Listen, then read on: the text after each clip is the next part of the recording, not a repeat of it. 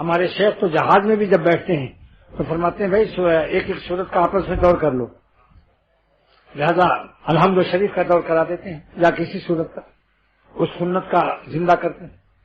Number 3 جنت کی کثرت سے درخواست۔ نمبر 4 دوزخ سے کثرت سے پناہ۔ لیکن ان 4 باتوں کی کثرت سے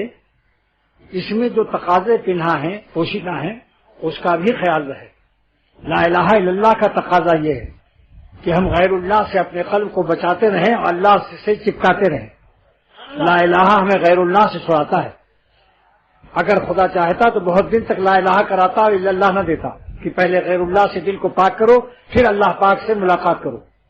لیکن یہ اللہ تعالیٰ کا کرم ہے کہ بعض بندے تڑپ جاتے اور کہتے اللہ میاں کب تک غیروں کو نکالتے رہیں، اپنا ہمیں کب ملے گا؟ لہذا فرمایا نہیں، ساتھ ساتھ غیروں کو نکالتے جاؤ اور اللہ کو پاتے جاؤ، ساتھ ہی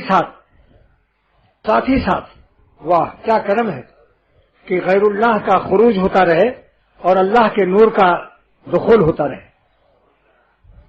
غیر اللہ کا ایگزٹ ہوتا رہے اور اللہ کی تجلی ان ہوتی رہے ساتھ ہی ساتھ، تاکہ غیر کے اٹھانے سے، غیر اللہ کو نکالنے سے اور نظر کے بچانے سے جو ہمارا خون آرزو ہوا ہے اس کا خوبہا بھی ساتھ ساتھ ملتا رہے۔ خوبہا مانے خون کا معاوضہ، خوبہا مانے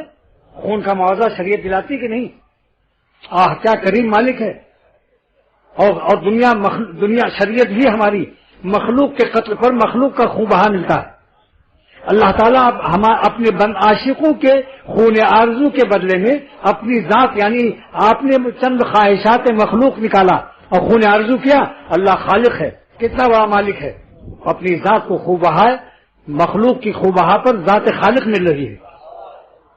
کہ اگر تم خون آرزو کر لو تو تمہیں حلاوت ایمانی اور اللہ مل جائے گا، تم اللہ والے بن جاؤ گے، تقویٰ کی برکت سے ولی اللہ ہو جاؤ گے۔ کہاں تم شیطان و نفس کے دوست تھے، کہاں تم رحمان کے دوست ہو اور اللہ کے دوست ہو۔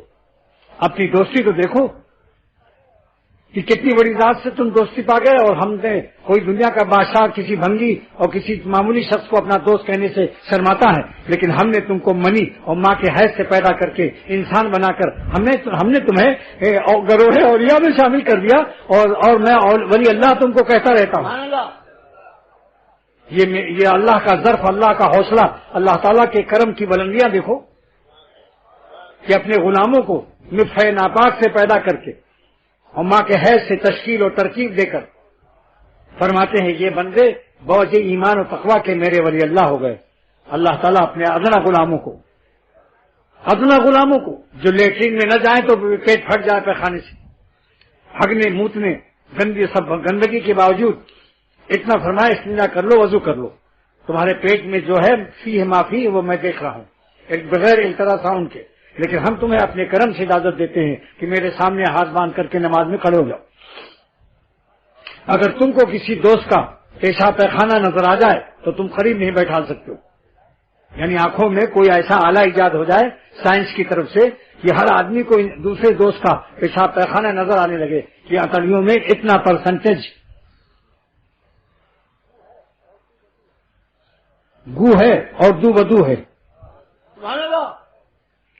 تو آپ برداشت نہیں کر سکتے، قے ہو جائے گی۔ آپ کہیں صاحب اس وقت کھانا ابھی کھایا، اب میرا کھانا منحدر ہونے دیجئے میدے سے عقلیوں میں اور نہ رہے،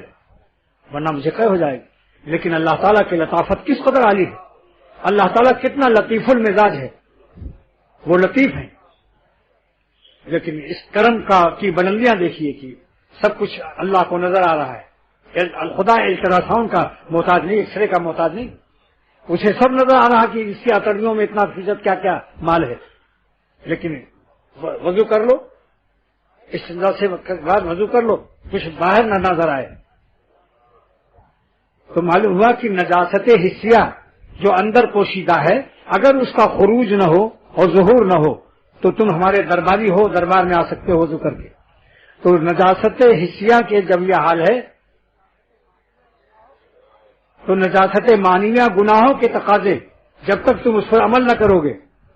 اور تقاضے پر غالب رہو گے تم گروہ اولیاء میں شامل رہو گے۔ اس کی مثال میرے مرشد صاحب راؤ حق صاحب دامت برکاتہم نے فرمایا کہ روزے کا زمانہ ہے دن میں 100 دفعے دل چاہا کہ فریج سے ٹھنڈی بوتل نکال کر پی لیں، تقاضا ہوا مگر پیا نہیں، تقاضے کو برداشت کیا۔ روزہ ہے یا نہیں اس کا روزہ اوروں کے روزوں سے زیادہ زوردار ہے، بوجھ تقاضائے مشروب بارد کے، تقاضائے مشروب بارد کے، پھر بھی نہیں پیتا کہ میرے اللہ کا حکم ہے۔ جب اذان ہو جائے گی، جب اللہ اکبر کہے گا وہ مؤذن، تب پیئیں گے۔ پھر دہی بڑا رکھا ہے دسترخوان پر، دیکھتا ہے، دل چاہتا ہے کہ دہی بڑا کھا لوں، مگر اپنے کان میں